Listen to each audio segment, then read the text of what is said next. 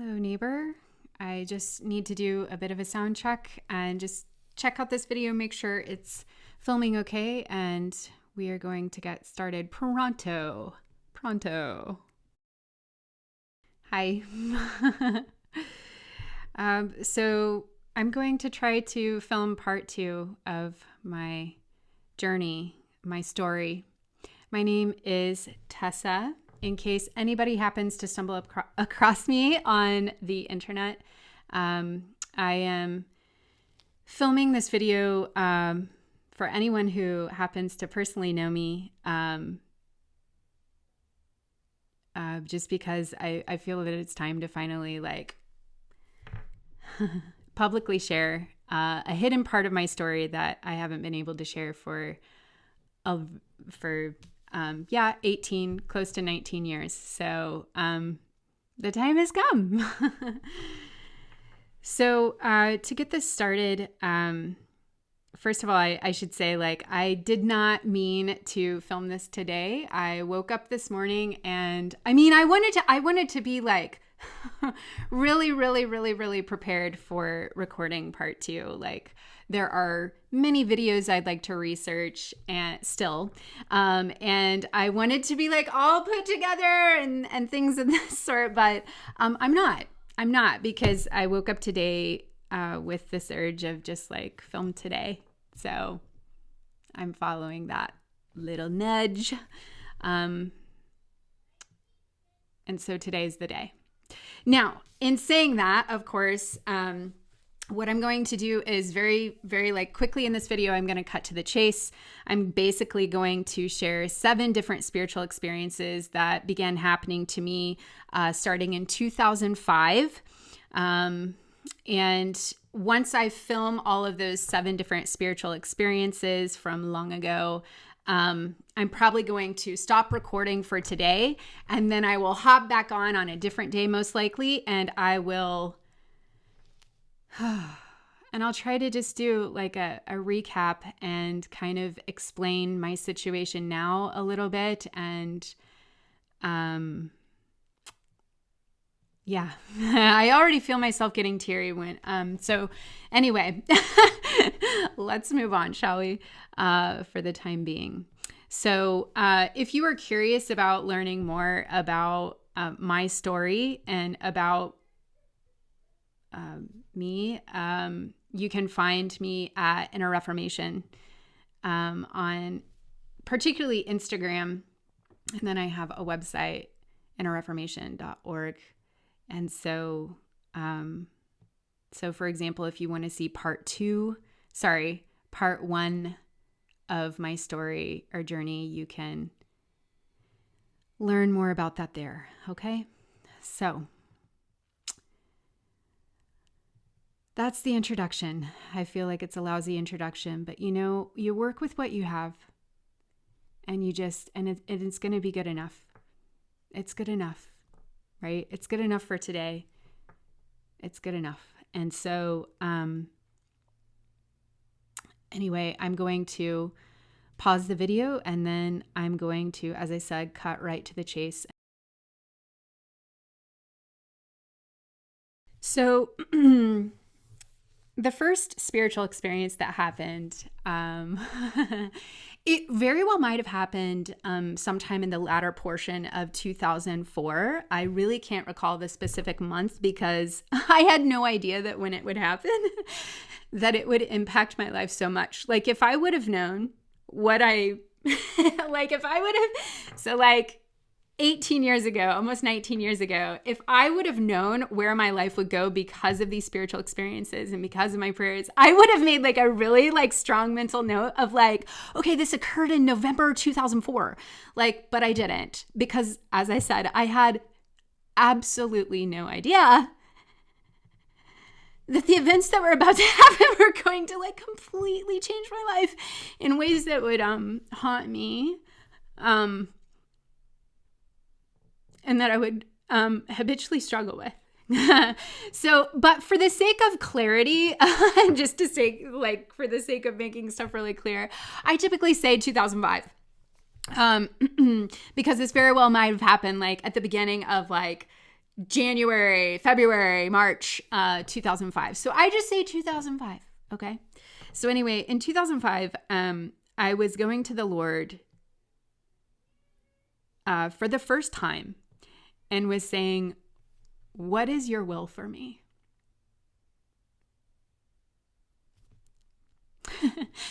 So shockingly, I hadn't asked the Lord that question before. I hadn't asked before. But I was hurting so much, as I said, regarding the person that I loved, going to the seminary to become a priest. I was hurting so much that I was just like, as I said, I didn't know, am I supposed to wait for this person or am I supposed to like move on? You know, because technically it had been like 6 years since that person and I had dated because, yeah, anyway, all of that's explained in my book. But it had been a long time, okay? Like a really long time. And so I'm the first spiritual experience. I'm driving in my car and I'm headed to the campus, my undergraduate campus. I'm headed to the dance studio. I'm headed to the dance studio. Okay. Actually, let me take a pause and then I'm gonna, hold on. And I just lifted my eyes up to the Lord, you know, carefully, cautiously as I was driving. But like I lift my eyes up to the Lord and I explained to the Lord basically that I don't know what to do. I don't know, should I wait for this young man or should I not? And in my heart, I really thought that the Lord would tell me to wait. Like wait a little bit longer or something like that. Like I was just so naive, right? Or just, I don't know. But I really thought the answer would like come back positively. And I had absolutely no doubt that the Lord would answer. Like no doubt whatsoever. Like the Lord would let me know what I was to do. So I'm explaining this to the Lord saying, I don't know what to do. I don't know, Lord, you know that I deeply and desperately want to marry this man and on, right? And so I just say, what is your will for me? And right as I said, what is your will for me? How do I even say this? When, okay, I just tried to tell, for anybody who's following me on social media, I tried to tell the viewers a little bit about Win. There's a man that I call Win, W-I-N in my book. And Win was someone that I met in undergrad and was close with for like significantly close with for quite a while. And so as I was praying to the Lord, what is your will for me? Win immediately drove out his car right in front of me as I was turning in to a specific area on campus. And Win and I, to be more specific, had we had a bit of a relationship. I personally wouldn't say we were dating. He maybe would say differently. I have no idea. But all I know is I was trying to be the best friend to him that I could, but he really, really took a liking to me, and I'll just leave it at that. And so anyway, when pulled out right in front of me, as I said, as I was turning into campus, and I hadn't seen Win in months because by that time Win wasn't speaking to me because he was upset with me for various reasons. But so he wasn't speaking to me. Okay. So again, I hadn't seen him in a long time. Okay. And so I pray, what is your will for me? Win immediately drives out right in front of me. And I immediately get offended at the Lord. Immediately. Totally immediately. And I, this isn't funny, but this is what I did. I was so upset, and I basically like looked up to the Lord, but also like paying attention to the road, but just like look up to the Lord. And I said something to the effect of, "Really, Lord?" I mean, like literally in like that tone. "Really, Lord?" And like moments before, like I wasn't like upset or anything. Like I was just like grieving, right? Like, but I was like, my heart wasn't like hardened to the Lord at all, like at all. And so like immediately upon seeing when, I said, "Really, Lord, I'm praying about Blue." I call the man that I wanted to marry, I call him Blue in my book. I'm praying about Blue, and wind drives by. Like, I'm so mad. I am so mad. And immediately what burst out of my mouth was words that I should have never, ever said to the Lord, but I did. I said to the Lord, without like batting an eye, just like in complete defiance. And I mean, just total defiance to the Lord.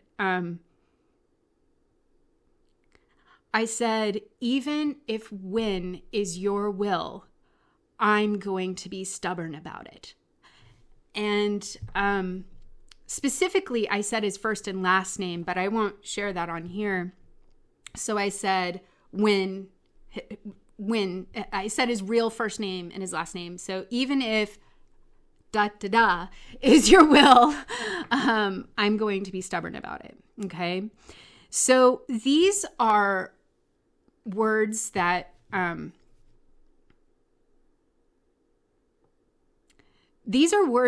for the next 8 years of my life, pretty much. No. 11 years. Excuse me. Whoa.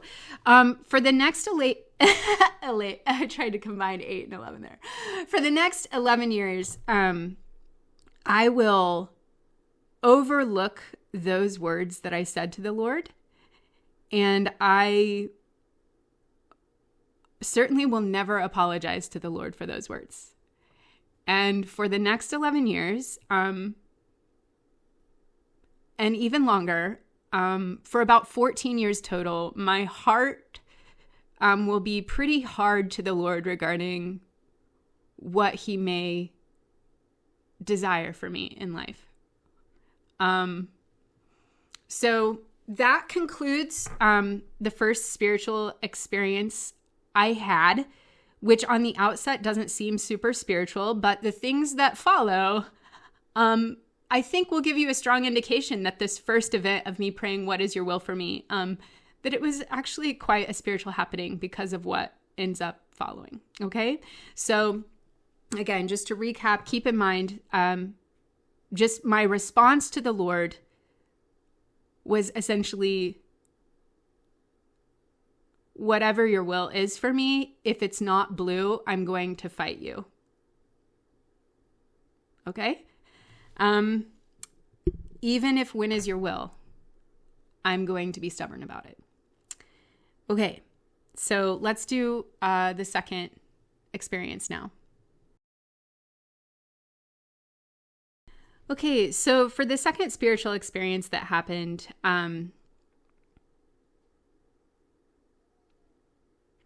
a few months had passed, and specifically it happened, it happened in April. I often think that it happened in May 2005, but it was April 2005, pretty sure. I'd have to check my book because, like, in my book, I'm trying to be as specific as possible and get the dates all right? But anyway, pretty sure it was April 2005. It was getting really close to the time that I graduated from college. And Blue and I still communicated, and I still regularly saw Blue anytime he would come home or I would come home. Like, we would still meet, and we would have, honestly, in my opinion, for me, it was just the most wonderful time together. And so, nonetheless, I was still encouraging Blue to become a priest, right? But secretly I was still like praying to the Lord, right? Of like, change his mind. Even though the first spiritual experience had happened, which kind of, I be real honest, gave me the indication that the Lord was telling me no, about Blue. In other words, no, you're not going to be able to have him, Tessa. And no, you are not going to marry him, Tessa. Like, but again, my response was like, oh yeah, which is no way to approach the Lord. Come to find out. So anyway, so for the second experience, as I said, I was getting really close to graduating, and I had just finished my last senior dance show at school, and I was so exhausted from it. I was so tired, because like anytime that you perform these massive these productions at school, and you, especially as a dancer, you like are exerting so much energy, right? And you do this like for weeks, you're like, and months, you're like preparing for a show, and then blah blah blah blah blah blah. Anyway, by the time it's done, it's like, oh wow, you're just like, at least for me, I was so wiped. And so anyway, so interestingly, at the end of my final show, I was just coming home from that last performance.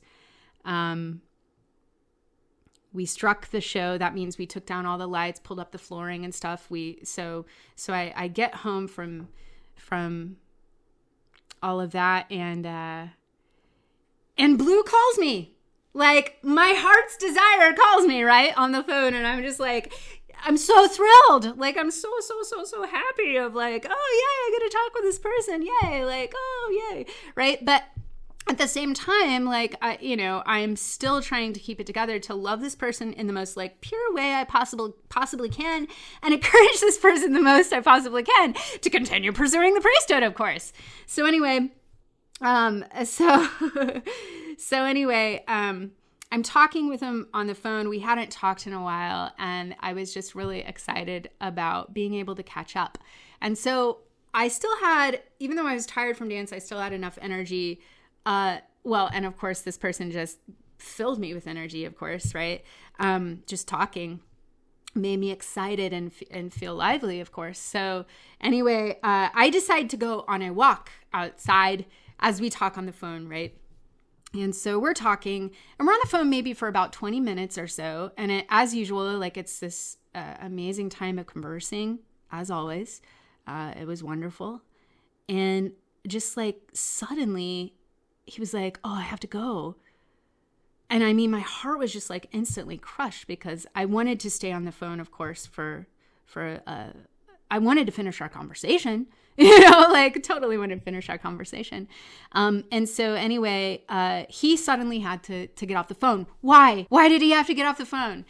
He had to get off the phone because he had a seminary obligation that he like forgot to fulfill, and it was like time sensitive, and he was like, oh, Tessa, I've got to go, like, and so like I was kind of doubly crushed that, oh no, my time is cut short with this person. And of course, why is it cut short? Because he has a priestly obligation, if you will, that he has to fulfill. And so it's like, like, it's like, oh no, right? It really hurt. It really hurt. In fact, I felt this instant like pit in my stomach. And I explained this in my book, all these details. I just felt this terrible pit in my stomach. And so anyway, what ended up happening was he got off the phone. I was just totally overcome by this. Again, I explain it thoroughly in my book, and I'm going to like try to speed this up, because this is the second spiritual experience is pretty wild and lengthy. So let me try to move forward. But basically, I was just like so distraught that he had to get off the phone. I was super distraught, and I basically ended up in my apartment again.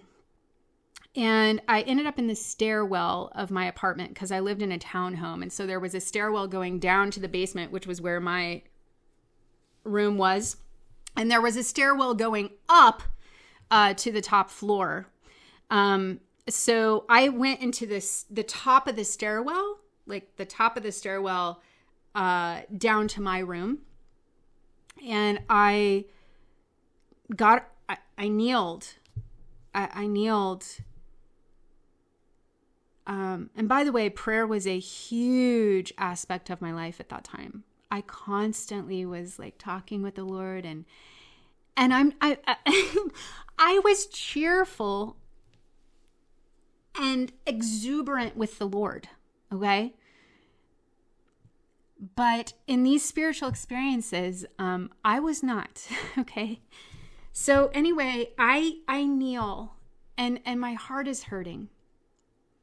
And I say to the Lord something along the lines of, Lord, again, you know that I desire to be in a relationship with this young man. You know that I long to marry him, Lord. You know that I've been waiting like for years now.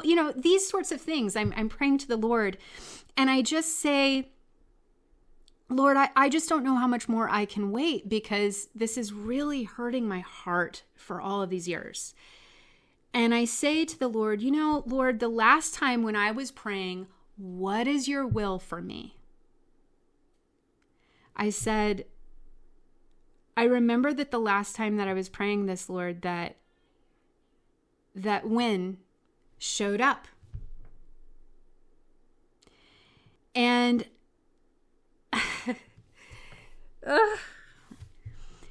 and so on that day in my stairwell in 2005, I uttered very, very, very, very, very, very, very, very, very specific words, very specific and clear words to the Lord, like super specific, because I just felt like I was reaching a point where I can't go on. Like, I need to know what to do. I need to know if blue is your will for me, and if you were going to allow us to marry, and if so, if I need to wait on him, excuse me, if I need to wait on him, or if I need to move on in life, move on. And of course, what I thought was that the answer was going to be like, just hold on, just wait a little bit longer. Just wait a little bit longer, right? That's what I thought, right? Like, I just really thought that would be the answer. Of course, that's what the Lord would do. Of course. So I pray this, pardon me. I pray this specific prayer, and I say to God, I say, if Win is your will, I pray that you bring him to my house tonight.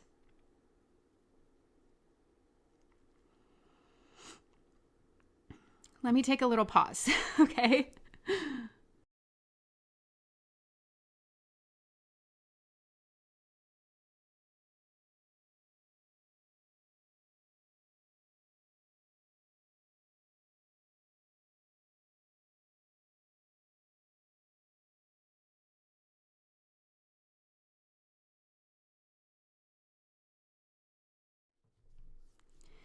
So eventually, Win said whatever he was going to say. And by the way, I hadn't seen Win in months. So there was literally like no reason why he was at my doorstep. Like, he wasn't talking to me. And so therefore, like, the only other time that I had seen Win was when he drove past me the first time I prayed, right? So like, this was the second time I had seen him in months. A person that was literally choosing not to speak to me. He was not speaking with me. So the fact that he would even come to my door, is just, frankly, he shouldn't have been at my door. There was no reason for, right? So this was, as I said, I was in complete shock. And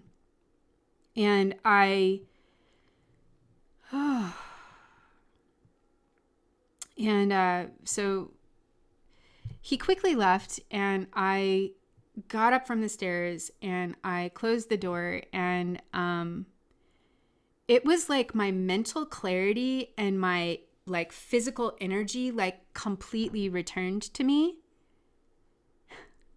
Like, so I wasn't groggy anymore, or like, like my mind wasn't going like, what did I just pray? Is this really happening? This can't be happening. Like, blah, blah, blah, blah, blah. Like, oh yes, this really is happening. Like, my brain was out of that. Like, I wasn't in this place of like shock so much as like, as soon as I closed the door, like it was like this, like, like here's this sweet Tessa like praying to the Lord and like just pouring out my heart. And then this like monster Tessa comes out. Like, this is totally insane Tessa, right? Who like oh, it's just so bad. Basically, rage just came forth within me. Just like this complete rage. And I start behaving totally irate. I start like yelling and screaming, and I start punching the couch cushions. I mean, you guys, in my book, I say it was like a demon entered me. I was so angry. Why was I angry? Because to me, it seemed like the Lord was very, very, very clearly saying no regarding Blue.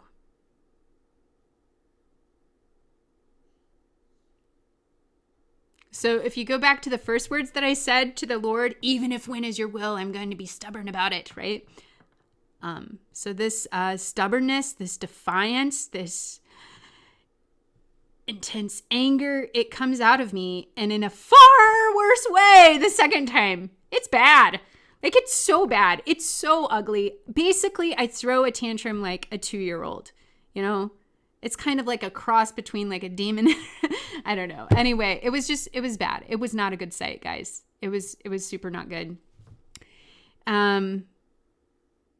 So that's the second experience. There are several other things that happened related to this second experience. Like, for example, my roommate came home, and there's a lot that ended up happening after the second experience, but I'm not going to go into that now because I have I have 5 more spiritual experiences to tell you that are related to win, that happened after this. So let's try to work our way to the third spiritual experience that happened, okay?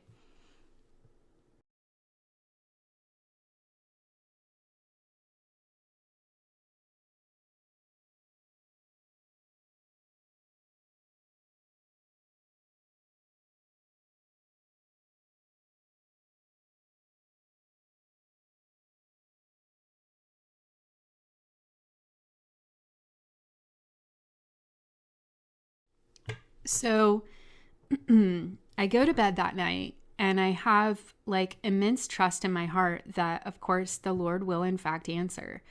Like, I just believe so strongly that he will.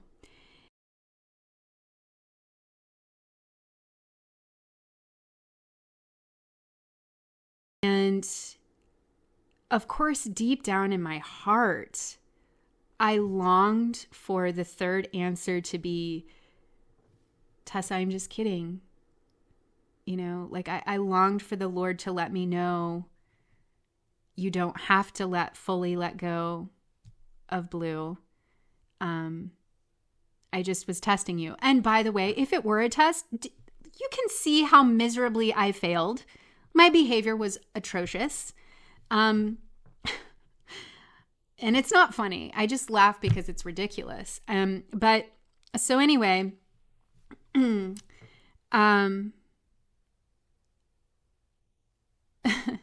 so I go to bed after that third prayer, and I ended up having a dream, a very, very, very vivid dream. Must have been certainly before I woke up. And in that dream, I won't like go into all the details of it because it's a very like specific dream. But it's all very specifically recorded in chapter 7 of my book. But in the dream, basically, Blue was in the dream, and Blue very, very, very specifically in the dream told me,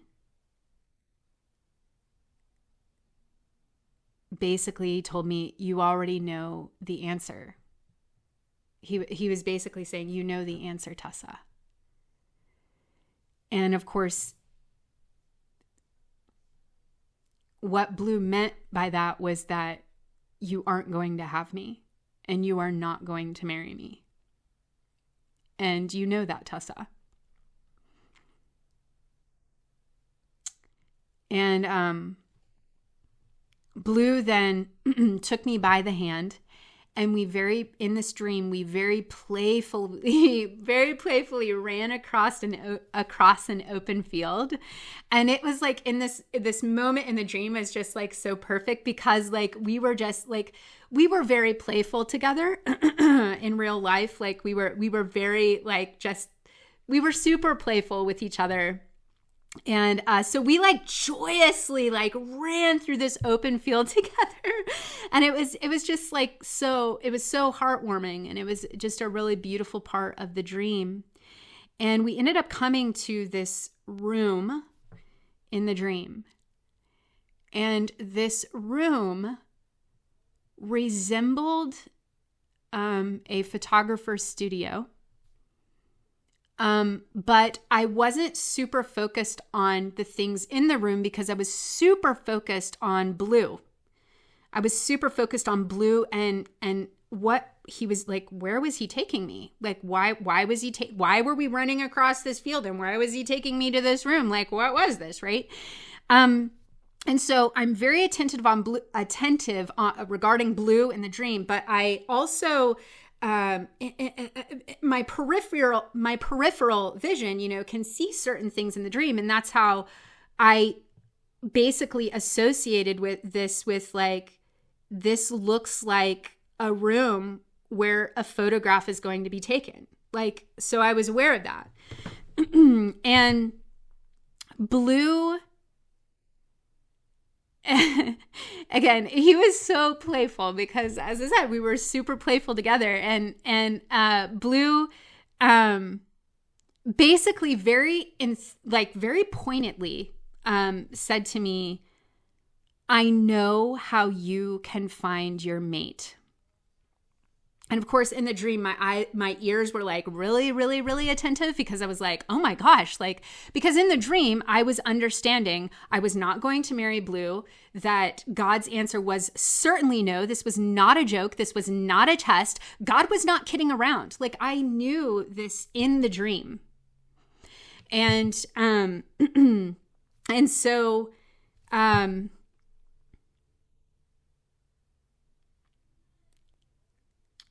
sorry.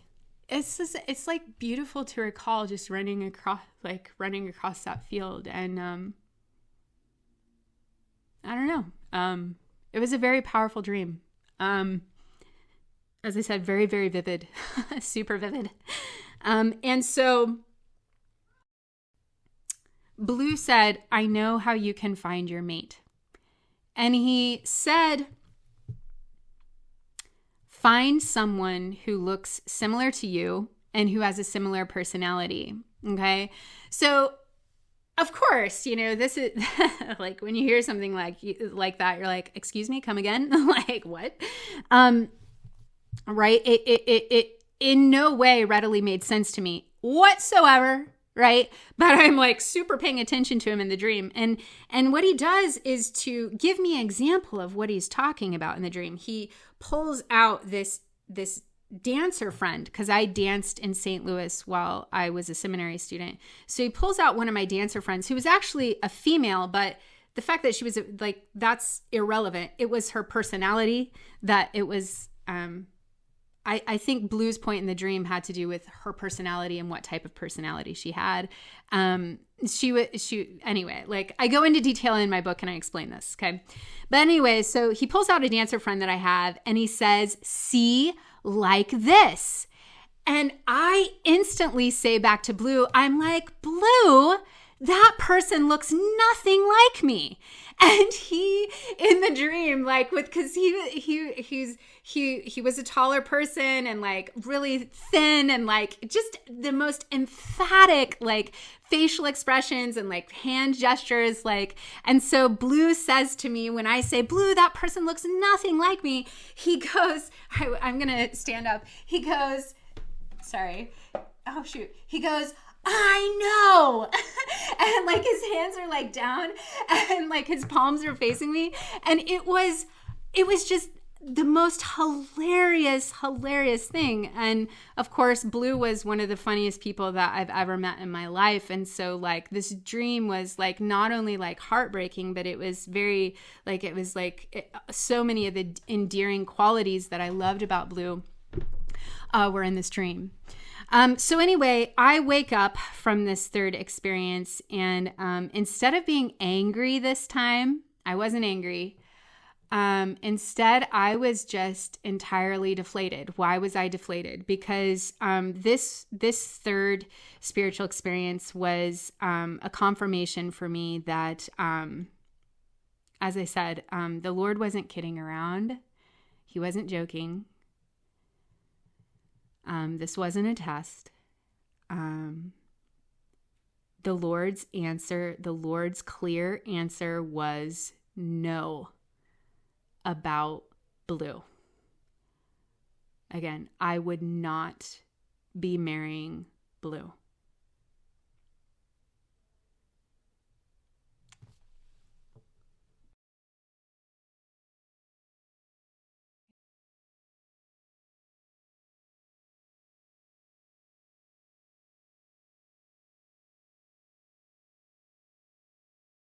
Let's do a little test to make sure this lighting and the sound is going to work okay. This should be enough for me to be able to see. We'll check it out. Okay. Keep in mind, there is so much that I'm not sharing. A lot. So anyway, this fourth event ended up happening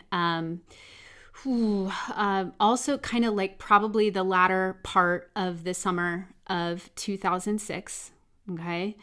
Again, by this time I knew that the Lord was not joking about Blue. And so I stopped praying to the Lord regarding Blue. But obviously what was extremely challenging for me is why, why was when? Like, for example, when I first prayed, why was Win present when I first prayed, right? And because Win was present when I first prayed, of course, I included him in my second prayer. And Win showed up for my second prayer. So even though in the third prayer I was really praying about Blue, just to make sure this wasn't a test or like, I gotcha. Just kidding, Tessa. So even though I was praying regarding Blue, of course I was wondering why Win? And I'll be very, very honest with you that regarding the third experience, I not only woke up sad, knowing that the Lord's answer was no regarding Blue, but I truly all the more thought that the Lord's answer was Win? Like, what? You know, like I was very perplexed. Long story short, again, I explain all of this in my writing. So Uh,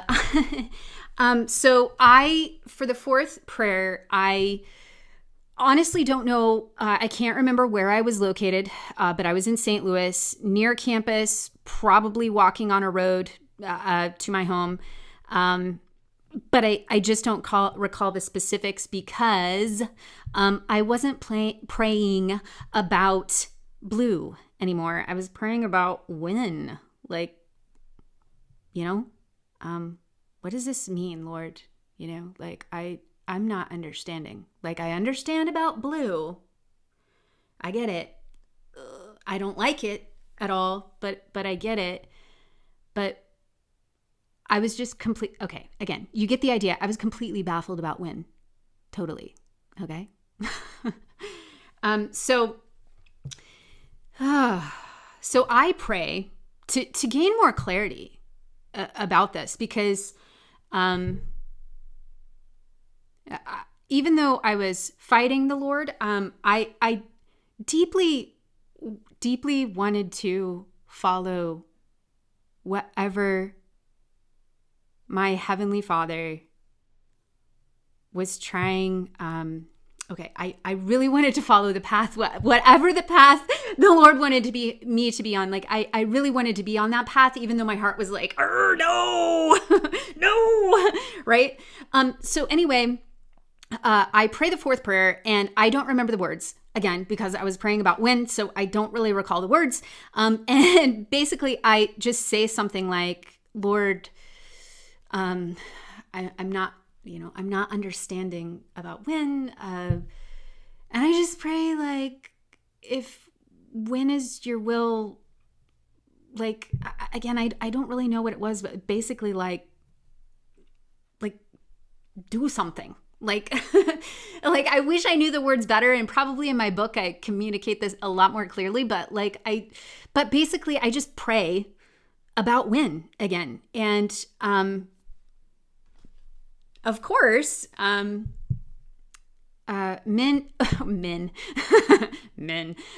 when immediately calls me the next day. He calls me, right? And Wynn says, get this, Wynn says, Tessa, my family's on a trip. And I actually at this time I knew his family was on a trip. But anyway, so Wynn says, my family's on a trip, and I have basically asked them if we can swing by St. Louis. And would you meet us at this certain place in St. Louis? Okay. So that's the fourth prayer, and Wynn calls. And the thing you should know about this is that Wynn and his family were not at all intending to come to St. Louis. In fact, St. Louis was well out of their way. And so all I can say is I guess Wynn suddenly got an urge to make this request to his family, and his family, for some reason, said, yes, we will go ahead and detour our route, and we will go through St. Louis. Why? So that you can see Tessa, presumably, and go to this certain park in St. Louis. Okay. So to move on to the story, basically, I say yes to Wynn on the phone. And of course I'm thinking oh my gosh, Lord. And this is the first time that I was sort of excited about, I wasn't angry and I wasn't deflated and sad and defeated. I was sort of oh my gosh, because I was really seeking clarity about what does this all mean? What does this all mean? Right? And so anyway, I meet them and it was a good time. We had a nice time. And I will be really honest. I thought that Wynn would probably call me after this meeting, right? I expected him to. Interestingly, Wynn didn't call me, right? He didn't call me. And I didn't call him. And why I didn't call him was because deep down in my heart, like, I didn't want, like, you know, like, I just, I didn't want to marry Wynn. Like, no, like, I don't, right? So anyway, like, Wynn didn't call me. And so anyway, I just let it go.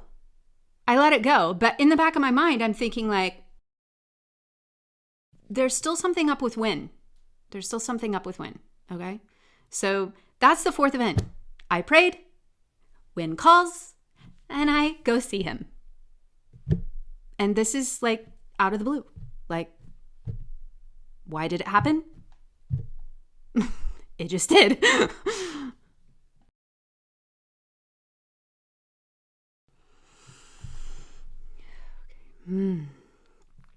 Okay, so shortly after the fourth experience,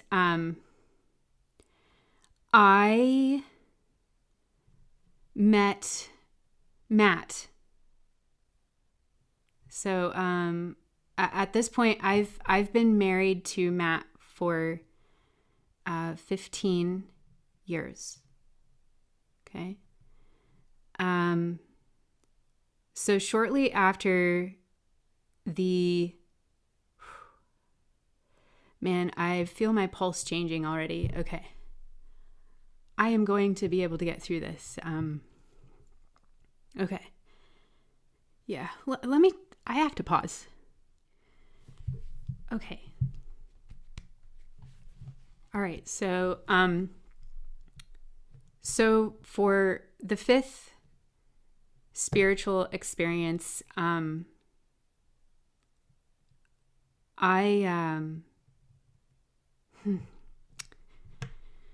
guys, this is really, I'm having a hard time finding my words. Okay. As I was saying, shortly after the fourth experience, I met Matt. To be very clear, I was immensely unsure about whether or not I should even be seeing Matt.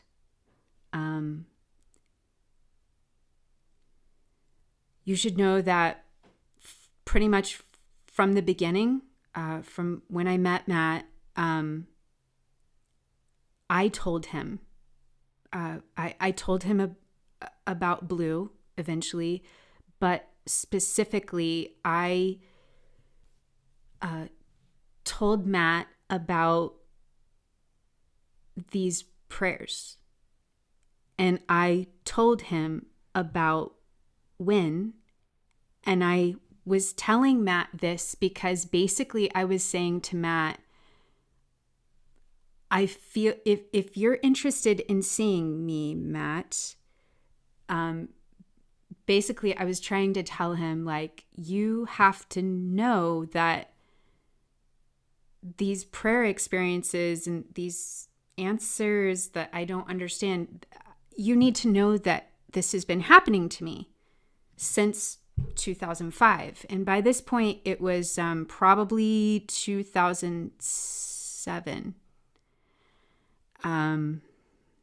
So anyway, I tell this to Matt very, like, early on in my interaction with him because my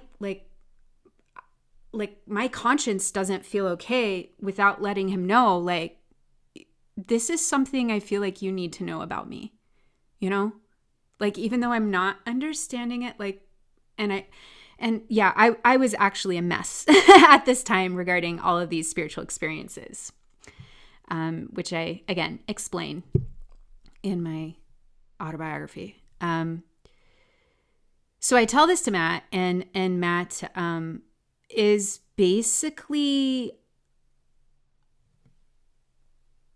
not deterred. Like, it doesn't bother him. It doesn't concern him. He's like, okay. Like, so anyway, Matt continues to ask me to see him. And I very reluctantly continue to tell him yes. And within 7 months of meeting Matt, sorry. Okay. Within 7 months of meeting Matt, we were engaged. I gotta pause again. Okay. Within 7 months of meeting Matt, we were engaged. And throughout that whole time, I was very conflicted about all of these spiritual happenings, the 4 that had happened. And so shortly after Matt and I became engaged, and so basically, sorry.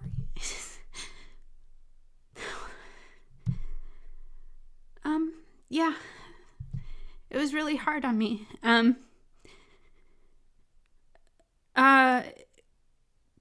Because I didn't know if I should be engaged to Matt. And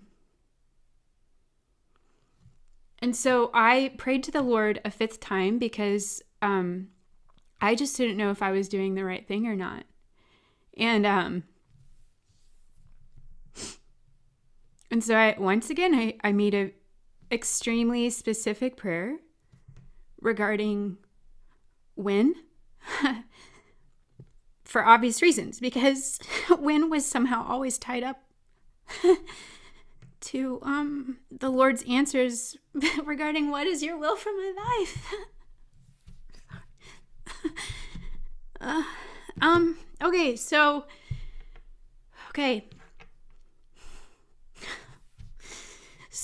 I pray a 5th prayer shortly after becoming engaged to Matt, and I say,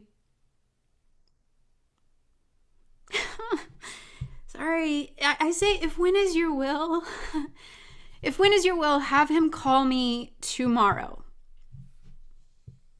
And I prayed this to the Lord again because I wanted clarity about all of this. Like, I didn't have peace inside me, and I was very, like, extremely conflicted, internally conflicted, not like maybe I was convicted too, but I mean, I was conflicted. Okay. So anyway, so I pray that prayer, for clarity and what I should do, and like, am I supposed to be in a relationship with Matt, essentially, right? And again, by this time, like, Win and I were no longer talking, like, at all. Sorry, I gotta pause again.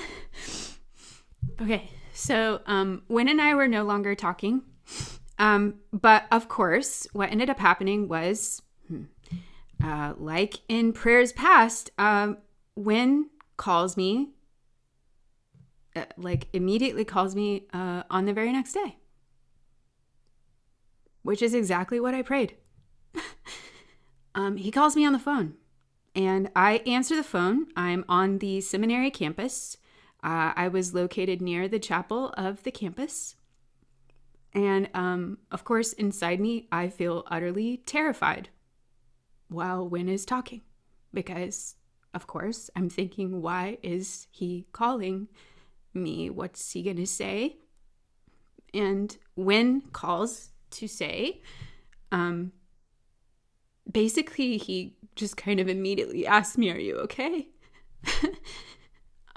I don't remember all of his words, but I certainly remember enough of what he said. Win said, well, I, was trying to assure him that I'm okay. And he says to me, well, I just had this terrible dream. I mean, those aren't the exact words they said, but he more or less said this, like, I just had this terrible dream, Tessa. And in it, your fiance, had his foot on your husband. Sorry, not your husband. Your fiance had his foot on your neck in the dream, Tessa, and he was choking you to death.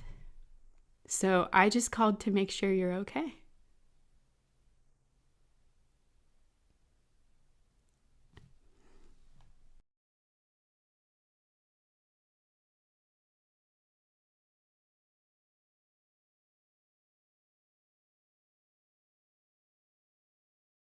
So, after Wynn called, I got off the phone, and I mean immediately, I immediately let Matt know that a fifth event happened. It's pretty blurry. Like, I feel like I told Matt this on the campus in St. Louis at the seminary. That's what my mind recalls. I could be wrong about that setting, but what I do know is that I did not in any way delay telling this to Matt. I told him immediately. And like the time before, Matt was in no way, from my perspective, was in no way concerned. Didn't really bat an eye. Because basically I was coming to him, I'm saying are you sure you still want to see me? Are you sure that we should be pursuing this relationship, right? So I am coming to him with this. And so he doesn't bat an eye, and he's like, yes, I still want to marry you. So that's the end of the fifth experience.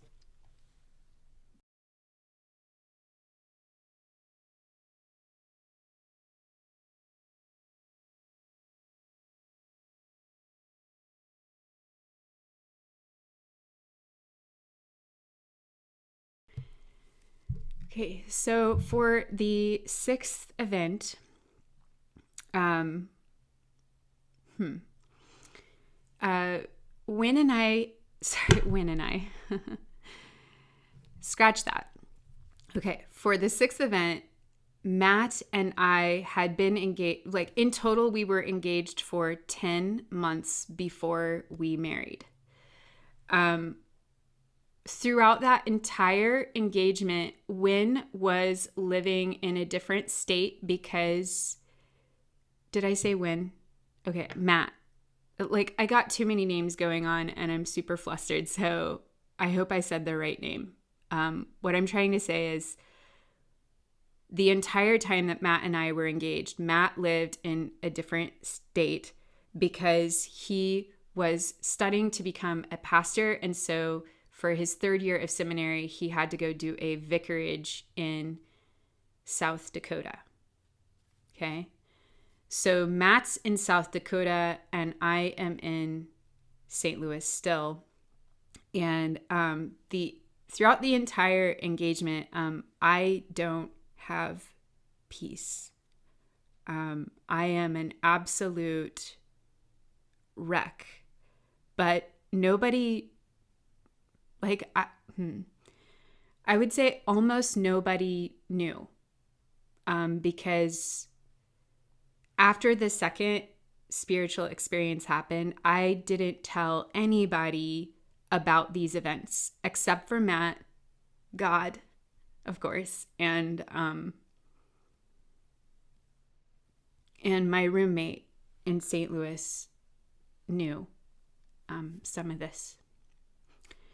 So nobody knew, except for those who knew, the first two events when I had told them. But beyond that, okay, so anyway, I'm an engaged lady. I'm not okay. I don't understand any of this, at all, at all. And I'm obviously super conflicted, as I said before.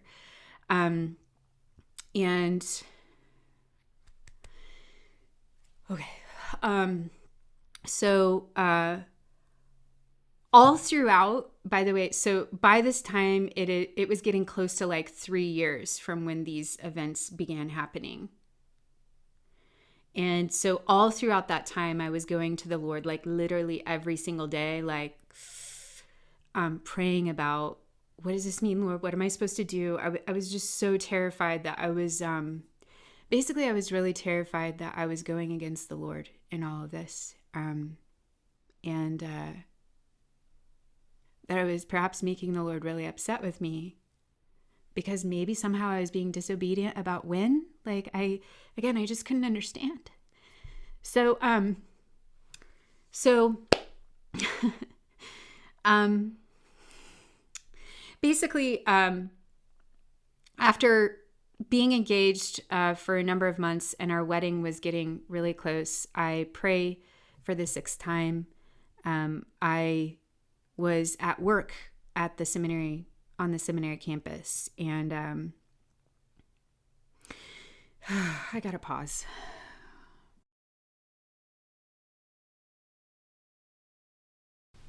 Okay. I apologize that I'm breaking the continuity of the sixth experience, but none of my videos would upload, and so so it's 2 a.m. I recorded the fourth and fifth spiritual experiences on Thanksgiving Day 2023, and so like it's like 2 a.m. tonight. It's dark outside, and I think it's probably really good that I'm having to refilm this, because when I filmed the sixth and seventh events, I was my nervous system was like just basically I was bawling a lot. So I think it's good. I hope it's good that I'm going to give number 6 another shot and number 7 another shot. So again, it's like I feel kind of cold right now, so I hope like the lighting, I'm pretty sure like the lighting is just like shining off of my forehead. I'm not going to try to change that. Okay, so please just bear with it if that's going to be the case. Maybe I'll try to like stay away from the light as much as possible. Like I think that's better. Anyway, let me try this again. Okay, so for the 6th event, specifically, I was sitting at my job at the seminary. I was sitting at a little cubicle, and yeah, I just really like my wedding day was getting really close, and I just, as I explained already, I just didn't have really much of any peace. And that's really like putting it lightly. I was really not okay about the spiritual events related to when. And the 5th event like really deeply, massively troubled me, of course. So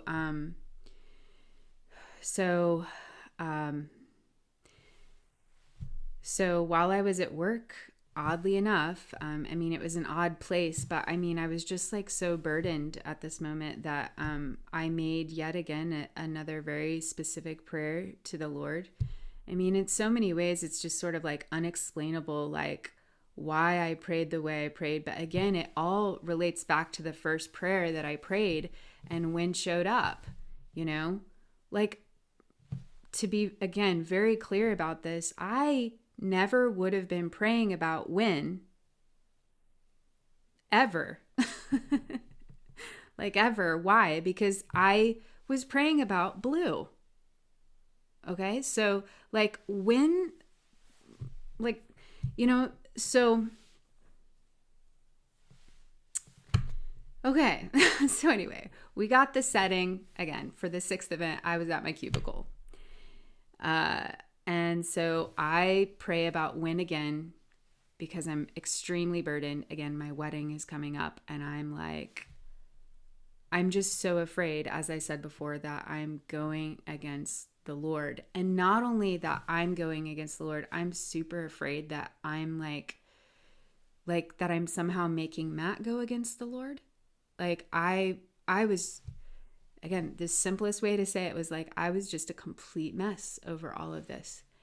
And so while at work, I prayed specifically yet again. I prayed, okay, so I prayed, if when is your will, like, it's just wild to say this, but this is literally what I prayed. I prayed, if when is your will, have him call me right now, and like,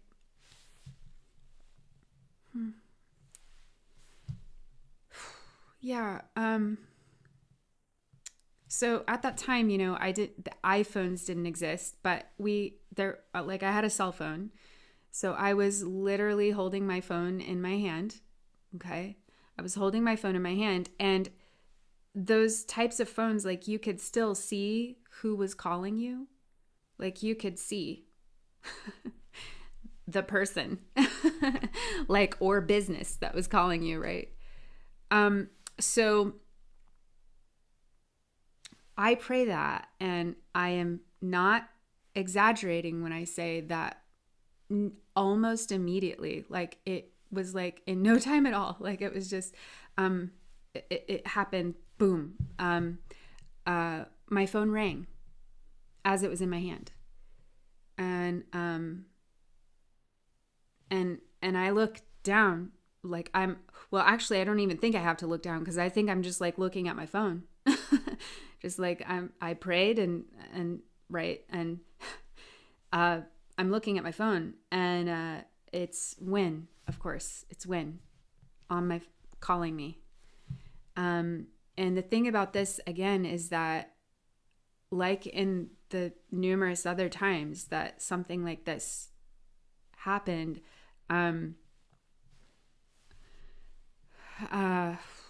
again, like, Win and I weren't speaking at this time at all. Why? Because I was engaged.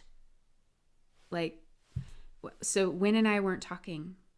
And probably the last time that he called me was when he called me about after I prayed the fifth prayer, and when he had that dream about my fiance stepping on my neck. So here, Win again was calling me, and of course, to put it very simply, I was not just panicked to see him call, but well, let me hold on. Okay, so I hope you're following along. I think you are, but anyway, I excuse myself from work, like the cubicle, and I go down the hall, and I go up a flight or two of stairs, because I want to be in private, because I feel like my body is like starting to freak out. Like, I am really freaked out. So I'm going to try, like, I want to try to go through this as quickly as I can, but it's a little bit tough for me to talk about it. Like I said in the previous video, I was just sobbing. So I'm trying to, like, stay as calm as I can right now. So, okay. So what happened was I'm up in this, like, more private place, and Win is talking. Just so you know, like, I have, to this day, like, I have no idea what Win said to me on the phone. And the reason I have no idea what Win said to me on the phone, because I was in such, the way I describe it in the book, I was like in terror that he was calling, because I was in terror for multiple reasons, because, I mean, it was utterly shocking. Well, in some sense, it wasn't shocking, right? Because this was the pattern. This was the repeated pattern regarding Win, and why I was literally, like, so perplexed about why Win, why is this happening? What does this mean? And so on, right? So anyway, my mind is just racing as I'm in that private space upstairs in the building, my mind is just completely racing. So I can't hear anything that Wynn is saying. I have no idea why, like what he called to tell me. I don't know. I don't have any idea. I don't know. But I do know that I was just thinking, like my wheels were just spinning, and like I was in, as I said, so much panic. But I was thinking to myself, like, should I tell Wynn that I prayed for him to call? And quite simply, I didn't tell him because when okay, well, it's kind of a long story, but anyway, basically, let me just put it this way. I decided that it wasn't like, I decided that I wasn't going to tell Wynn. Okay, so I'll just tell you why. Yeah, so when the second spiritual experience happened to me, when Wynn showed up on my doorstep, a couple, like a day or two after he showed up on my doorstep, I called Wynn to tell him, hey, I was just praying and you showed up on my doorstep. Right. Anyway, needless to say, like when I mean, I don't, so I'll just like, Wynn didn't take me too seriously. I'll just put it that way, you know? So I just really, as I was freaking out for this sixth event, I just really didn't think that Wynn was going to, like, I just didn't know, like, I just didn't think he was going to believe me. And plus he didn't know about the third event, the fourth event, the fifth event, and here's the sixth event. So like, you know, my wheels are spinning, and probably the biggest thing is just like, I'm thinking, oh my gosh. And I'm saying this very like low key right now, but I was in terror, essentially.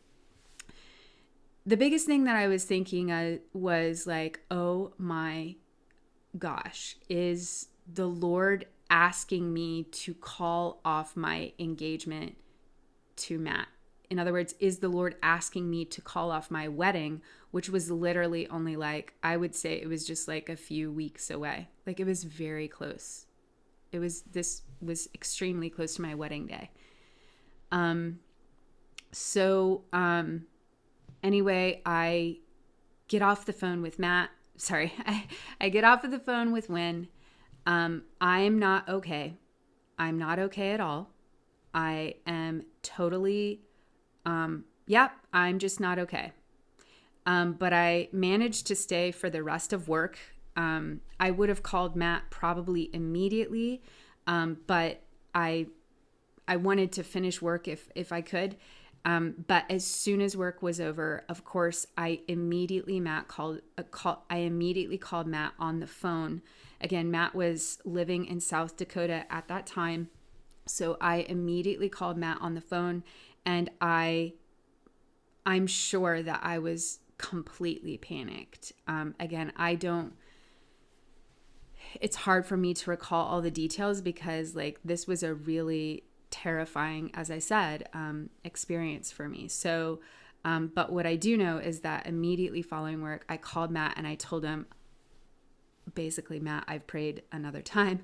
This is exactly what happened. And I was basically coming to him, like more or less like saying, are you sure you want to marry me?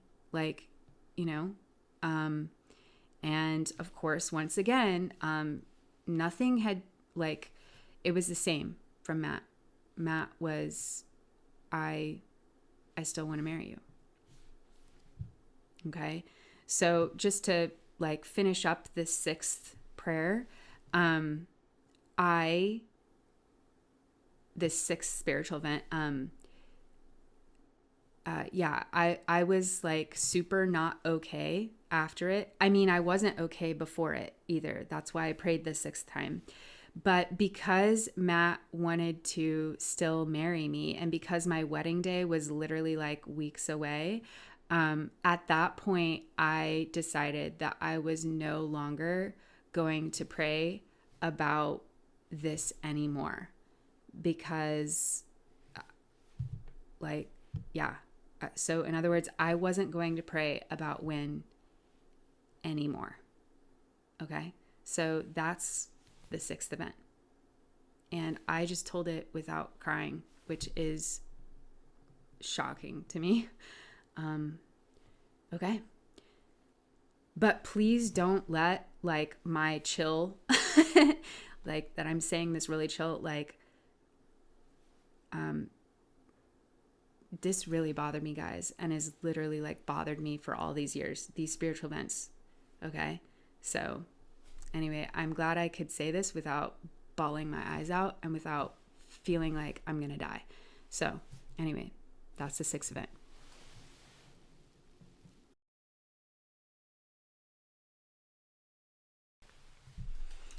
Okay, for the final seventh experience, again, I had determined that I was not going to pray anymore about when. My wedding day comes, it arrives, and I will say this, it was literally like the most beautiful day outside on that day. It was a absolutely gorgeous day, and it was a really beautiful event.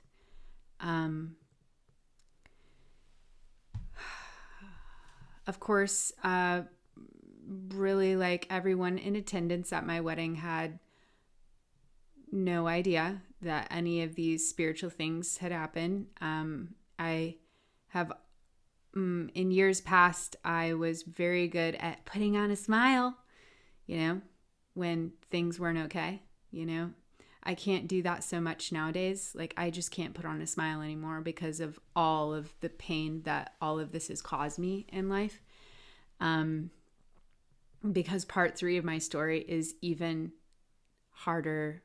I would say it's been vastly more challenging than part 2, but like part 2 and part 3 combined, it's like, it's just been too much for me. I haven't been able to handle it. But anyway, back to the 7th event. Even though our wedding day was absolutely beautiful, I truly thought that either before the wedding or during the wedding, I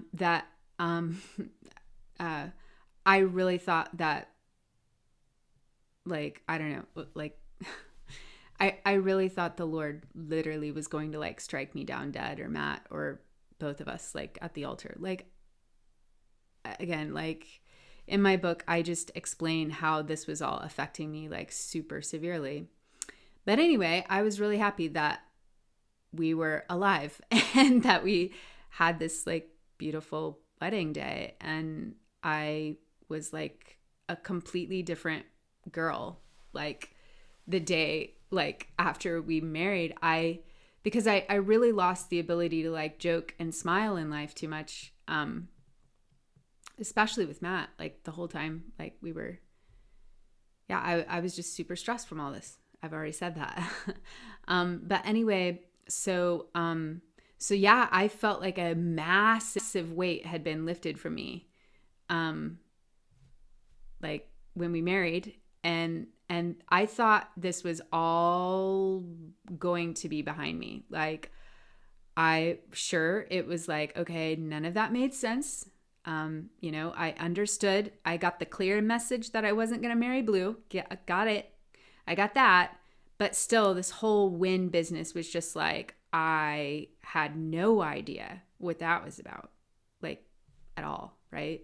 And so basically, as I said, I felt like a huge weight had been lifted from me. I was like smiling and joking with Matt. Like, I just felt like a new person. Right. But sadly, this wasn't over. So even though I didn't pray the 7th time, wind still, showed up. So let me try to explain that as quickly as I can. Basically, Matt and I were headed on our honeymoon, to South Dakota because, again, Matt was, he was doing his third year of seminary requirements. He had a vicarage that he was fulfilling in South Dakota. I'm not sure if I explained that already, but anyway, so we had to travel to South Dakota from Illinois. We traveled from Illinois to South Dakota so that Matt could finish his vicarage. Well, believe it or not, Wynn actually lived in South Dakota at this time, okay? Which I knew. I knew that he was living in South Dakota, but I assumed that Wynn probably lived on like the opposite side of the state from where Matt and I would be living. And admittedly, I mean, I was uneasy knowing that we were going to briefly be in the state where Wynn was. But like I said, I like consoled myself with the fact that, oh, he's located on the other end. Yeah, he won't be anywhere near close, right? Like, so we're traveling to South Dakota. I'm like this much freer woman. And I'm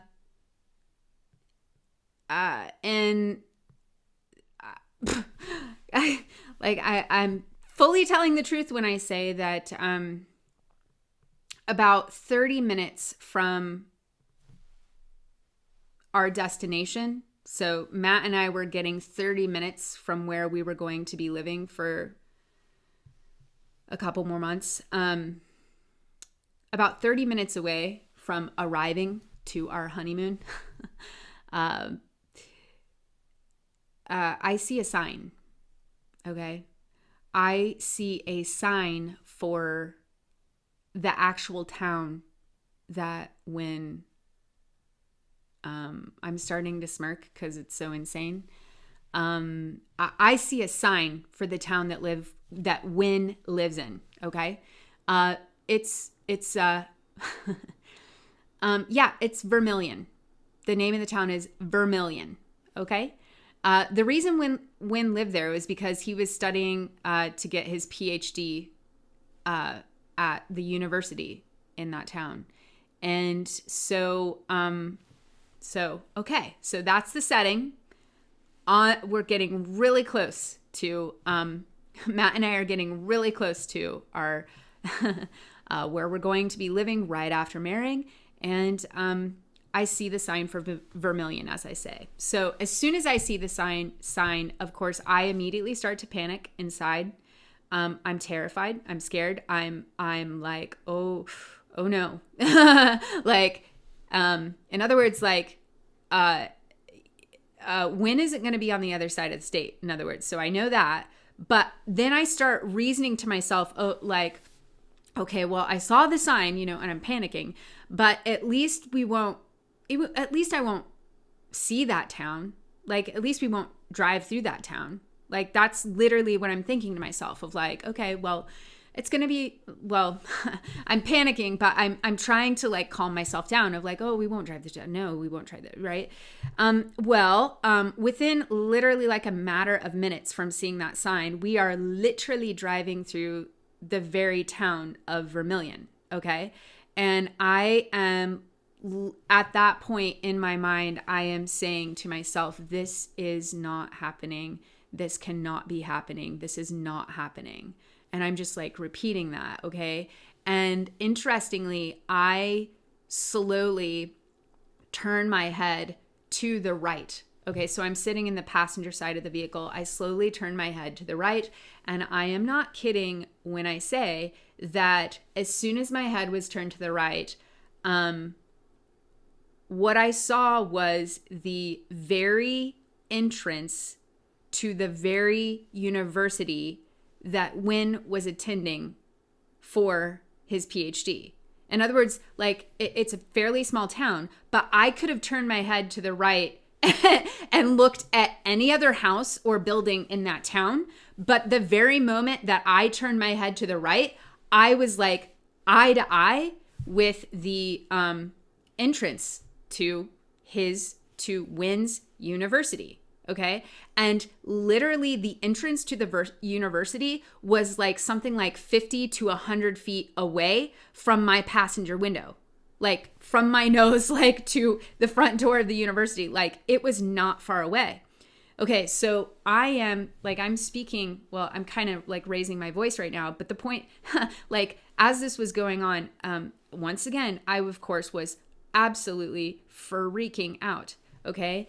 So I go ahead and I turn my head like back to the front and look out the windshield. And I am just like basically having to acknowledge that, oh my gosh, this is happening. And I sadly, the first thoughts that come to my mind then are, perhaps I can still call this off. In other words, perhaps I can still break things off with Matt. Like, in other words, I am, as I said, I'm totally freaked out. And here's what's different about this experience than every other spiritual experience that had happened at this point is at this point, this was the first time that I did not say a word to Matt. So I didn't tell Wynn about this at all. And I wouldn't tell Matt about it for years, I would say. Like I literally might have not told him about it until 2021. So this happened in June. The 7th event happened in June 2008. Okay. So that was the 7th event. And it was literally like a nail in a coffin for me. Like that was it. That was the event that I'll just say that ruined me. Like that was it. When that happened, that was it. Like, and since 2005, I would say I really haven't experienced much peace in life at all about these events. And again, I didn't pray anything about the 7th event. Nothing. So I will pause this and then I'll try to tell you a little about the first 8 years of my marriage. And again, when I first recorded the 7th event, I was just bawling. So it's pretty remarkable. Like I'm just like low key right now. It probably helps that it's like I'm tired and I really don't want to cry in this. So anyway, that was the 7th event related to Wynn.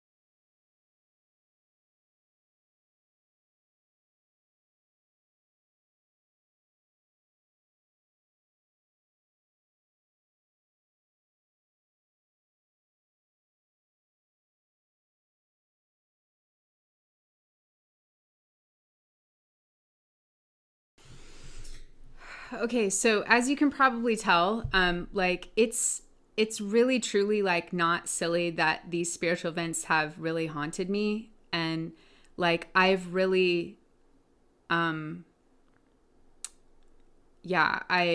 tried to explain on social media that basically for like 17, 18 years, like I truly literally thought that God absolutely hated me. And a big reason why I thought that is that, for example, if you think part 2 of my story is strange and weird and bizarre and sounds challenging in its unique way, part 3 of my story has been, I would say, vastly more challenging and vastly more, I don't know, insane. And so, because of part 3 of my story, and so because of part 3 of my story, I truly have believed that the Lord was like potentially punishing me because I went the wrong way in life, that I was maybe supposed to marry Win. Okay. Okay. Anyway, and that, again, that's because of a specific irony in my life that's related to part 3 of my story that I literally married into. Okay. And I wish I could like tell it to you. I wish I could, in some ways, I wish I could tell you part 3 now so that you're like, well, what is she talking about? But I just don't really feel like I just don't feel quite right about sharing part 3 at this time. Sharing part 2 is quite an effort as it is. So, anyway, for the first 8 years of my marriage, I did not speak anything about these events related to Win. I did not speak about it with Matt. I did not speak it with any of my family, any of my in-laws, absolutely no one. And I mean no one. I only prayed about it to the Lord, and I prayed pretty much nonstop about it. In that time, I experienced severe depression. I had a complete health collapse. Eventually, I made my solo dance show, which I did my best to convey part 1 of my story, part 1 of my life story in my dance show, but also part 2 of my dance show. Also in my dance show, part 2 and part 3 of my show were signified by this box, okay?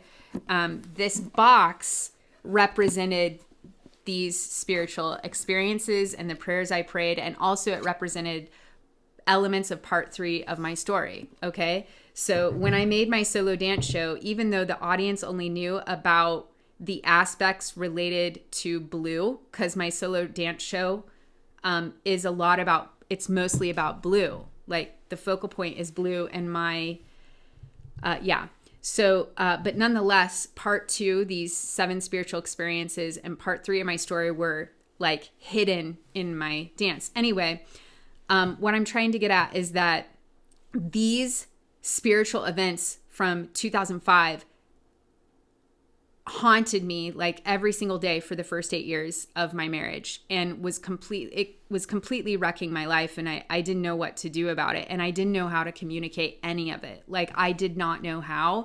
And I also especially didn't know when and if I should ever communicate it. Like I was constantly praying to the Lord about when should I ever tell about this. And so I just kept it to myself and kept it to myself. In 2016, I began to have more spiritual experiences. Okay. And they happened, let me take a time out and let me kind of collect myself here to share this. Okay. So, around, Thanksgiving, 2016, I began to have numerous spiritual experiences. So this was literally 7 years ago, like to the date, basically, that I'm recording these videos, like 7 years ago to the date. Wow, that's incredible to think about right now.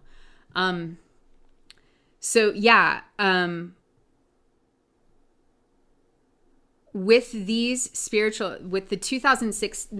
additional spiritual events that began happening to me in 2016, I was not praying about anything. Other than for the first 8 years of my marriage, I was constantly praying to the Lord about why did all this happen? Like, what does all this mean?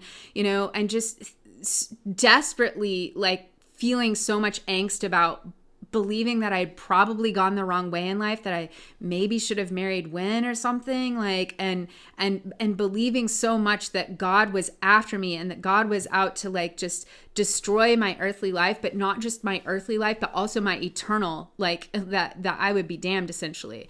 Now, again, this was mostly because I am not kidding when I say I literally married into the greatest irony of my life.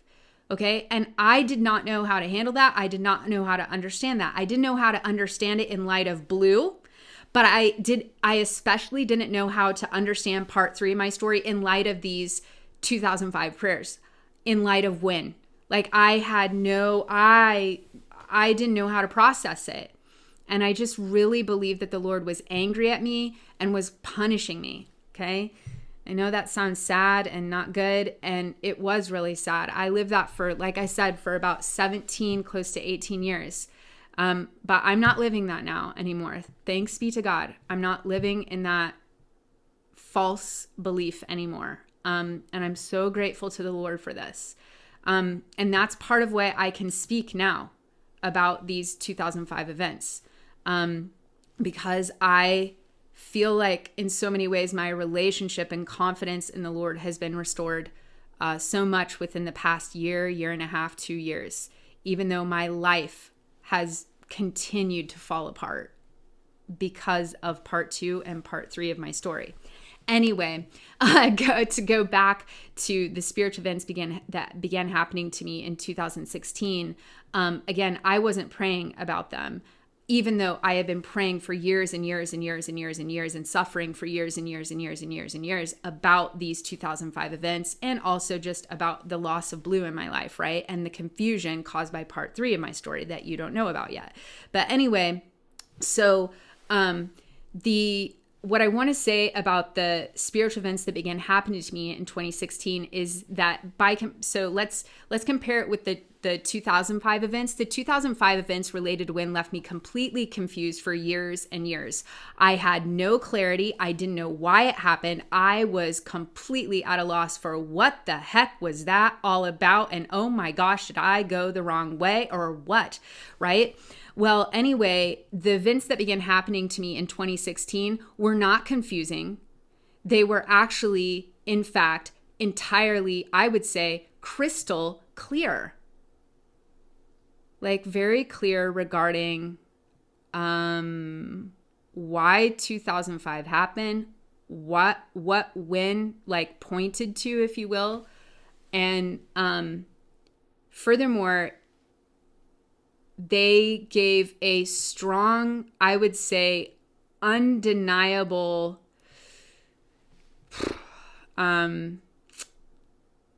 basically the spiritual events that began happening to me in 2016 revealed the Lord's will for my life.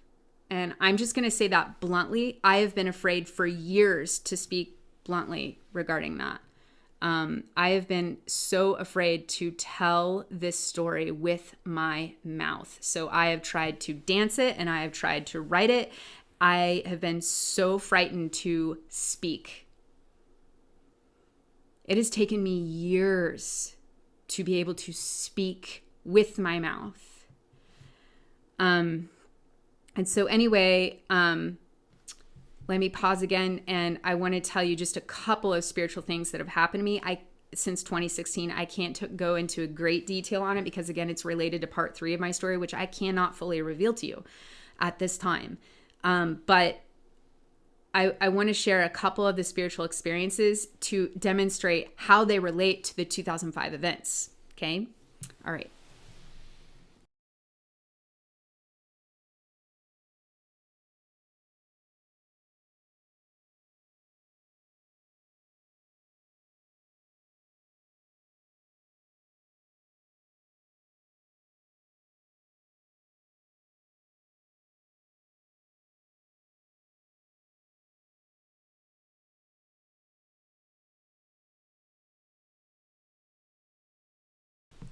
Okay, so for starters, around just like on Thanksgiving 2016, or just like the day after, essentially,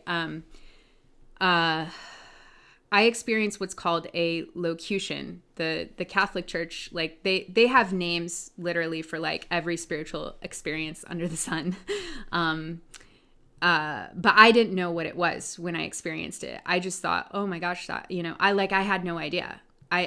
So I didn't know there was like a name, a terminology for spiritual experiences that happen like that, like, right. But anyway, so the first spiritual experience I had was directly related to the very first prayer that I prayed related to Blue. Like, can I marry him? Right? Like, what is your will for me? Like, should I wait for Blue? Should I not? I really want to marry him, and I was asking the Lord, what is your will for me? Right? That was when I was driving in my car the first time I prayed, right? And that's when wind drove right out in front of me. And that's when I like defiantly said to the Lord, even if when is your will, like I'm going to be stubborn about it. Like, I said this to the Lord, right? Well, guess what? The spiritual event that I first experienced in 2016, years after the 2005 event, the very words that I heard.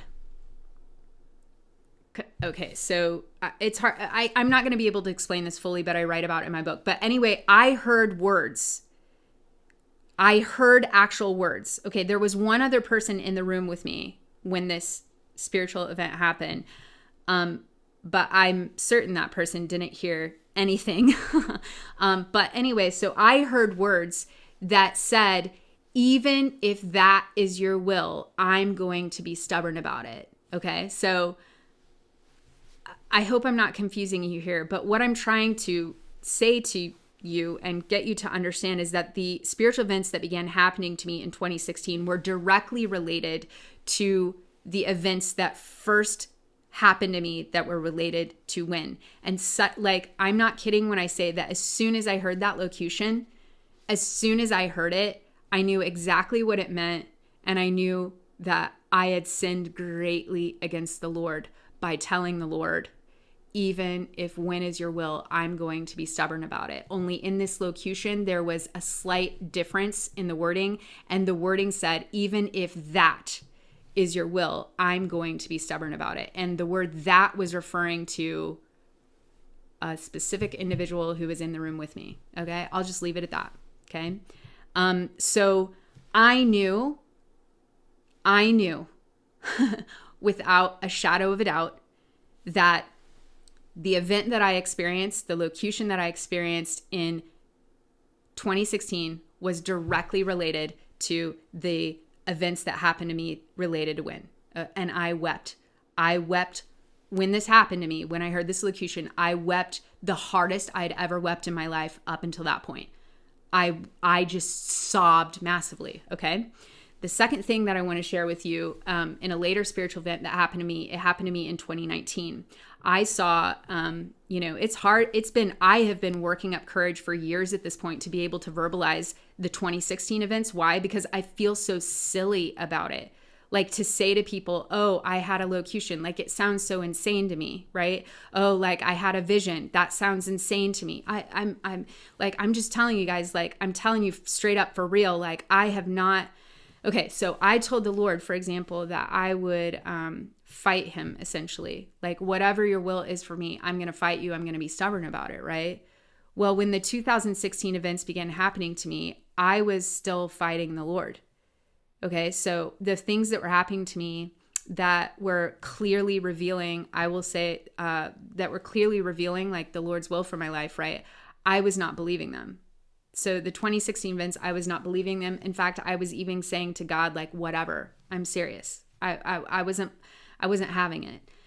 So anyway, going to 2019, I had a vision. Okay. Again, I didn't pray for this. I just had a vision. Okay. So I was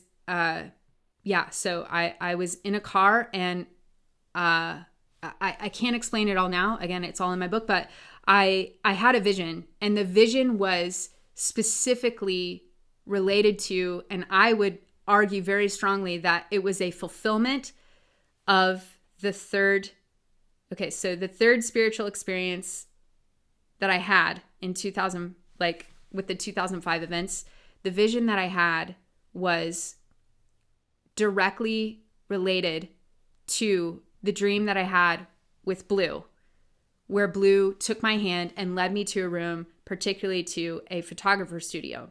And what I want to say is that the vision that I had in 2019 was I was in a room and a photograph was being taken. Okay? And that photograph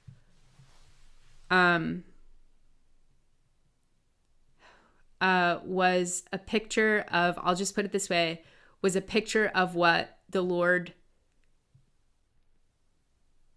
seemed to be what the Lord had planned for me in life. Okay? Now, I understand that this sounds really confusing. I'm just trying to tell you that basically since 2016, I have had spiritual event upon a spiritual event upon a spiritual event upon a spiritual event of the Lord revealing why the 2005 events happened and why they were related to when and what it all meant. Okay. And as I said, the 2016 events were crystal clear, but unfortunately, I literally did deny them for the first 3 years after they were occurring. I denied them. I was just, again, telling God, whatever, God. Like, I was just not believing it. As I said, I was not having it. Well, eventually I had to give up fighting God, and I had to give up fighting the Lord. So anyway, the spiritual events have continued to happen to me. And so that involves, as I said, it involves part 3 of my story, which I can't fully share with you right now. The only other thing really that I think I want to tell you is that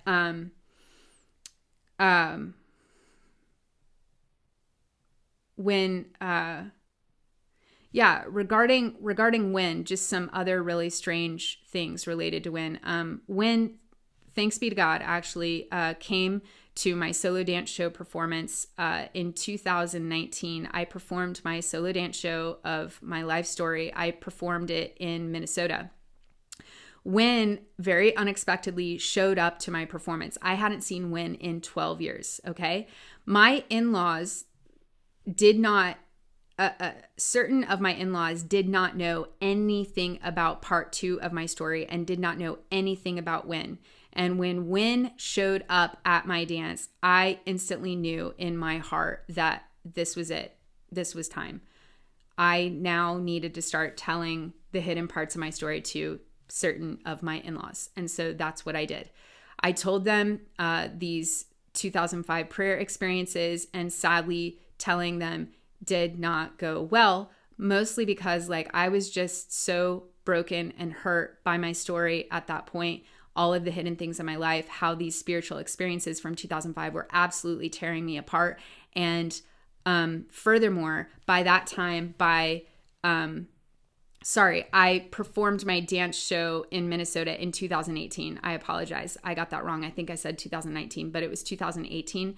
So by 2018, I had already been experiencing for 2 years the additional spiritual experiences that were happening to me since 2016. So I literally, when I shared the hidden spiritual events of 2005 with certain of my in-laws, I was not okay in every imaginable way. I was totally not okay. So to tell them part 2 of my story was very difficult for me. And I wasn't able to tell them the additional spiritual events from 2016 that shed light on why 2005 happened. I just couldn't tell them because I was totally afraid and I was totally wiped out in life at that point. And I truly thought that if I told them that they would hate me because the spiritual events from 2016 are in no way easy to receive. They are traumatic in themselves. Basically, what ended up happening was I had to end up leaving my in-laws, and I'm not joking about that. That was literally one of the saddest things I've ever experienced in my life.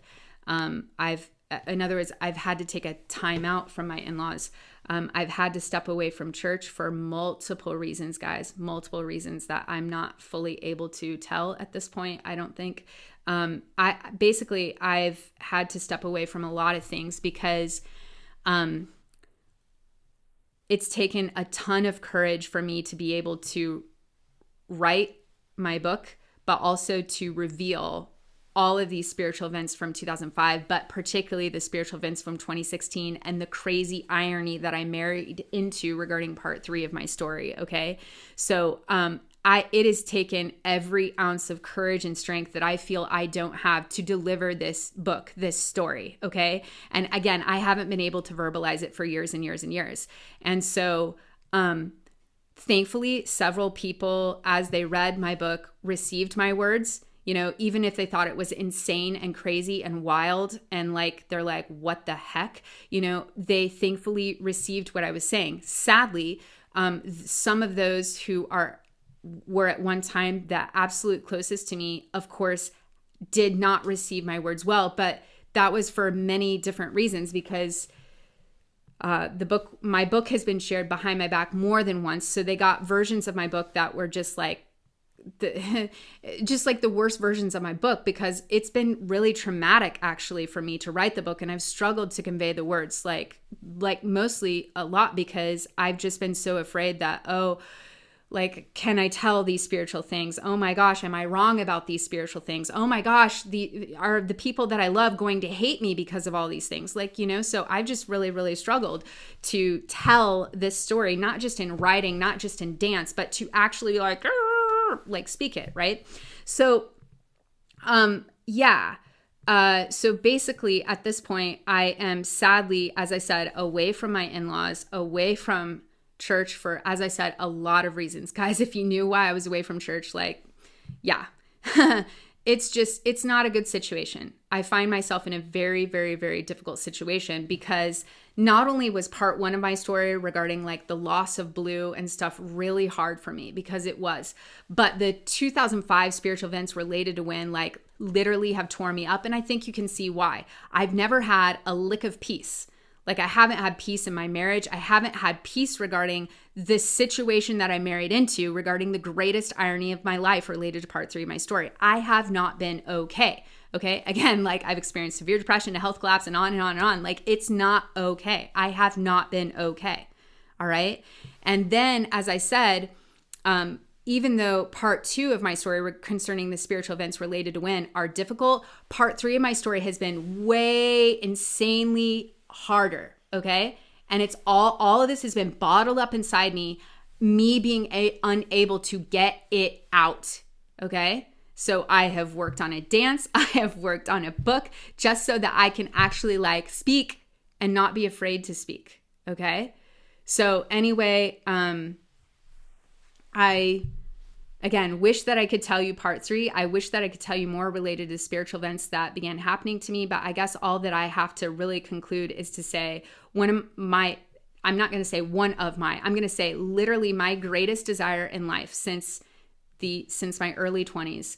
My greatest desire in life has been that the Lord would take my story related to Blue, and that the Lord would take that story and basically spread it forth, that people may know Christ. I mean, it feels so cliche and silly to say that, I wish, it didn't sound so, I feel like it sounds so dumb coming from my mouth. But anyway, if you were to rip open my heart and examine it, you would know that there is nothing that I care more about than basically, you guys, my story has been, my story is one of idolatry. I idolize Blue. I love Blue more than I loved the Lord, okay? And my whole journey for the past 20 plus years of my life has been the Lord leading me on a journey to learn to love Him the most. And I long to share that story. I long to share it via dance. I long to share it via my book, and I long to share that via my mouth.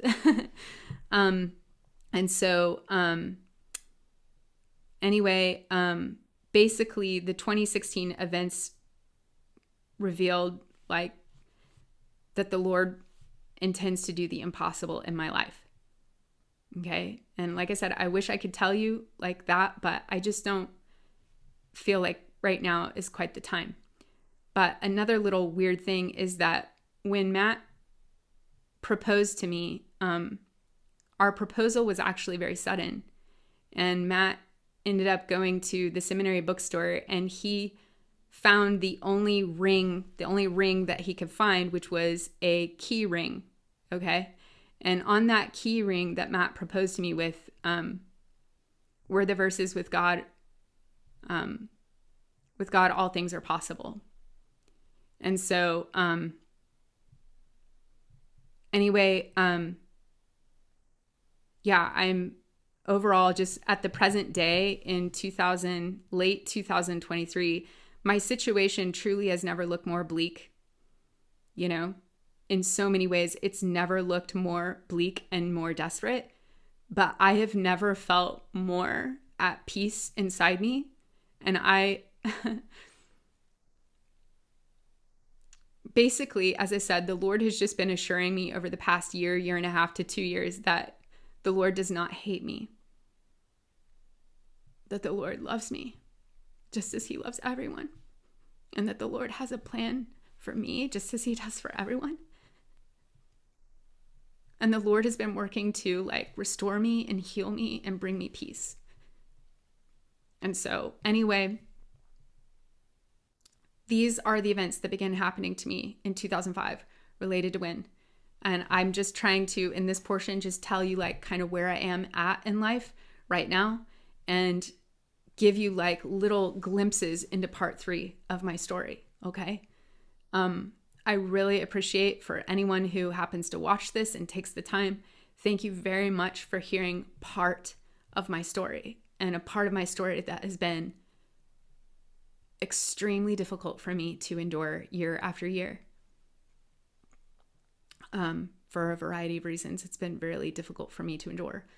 But I am still here. I'm still kicking. I'm still more or less determined, even though, basically at this point, I just yield to the Lord. And I just say yes to the Lord. Whatever you want to do in my life, I have to say yes to the Lord. Because I know that fighting the Lord, no one will ever win. People may wrestle with the Lord like Jacob did. That's recorded in scripture, and I've certainly wrestled with the Lord, that's for sure. But the best way to be with the Lord is just to say, your will be done. Because it's good. Whatever the Lord wills is ultimately good. So anyway, I think that's all for now. Again, just thanks so much, guys. And I'm just shocked that I was able to deliver this. I'm just really surprised. So I'm really grateful. Thanks be to God that I could speak this much. Okay, I better go. Bye.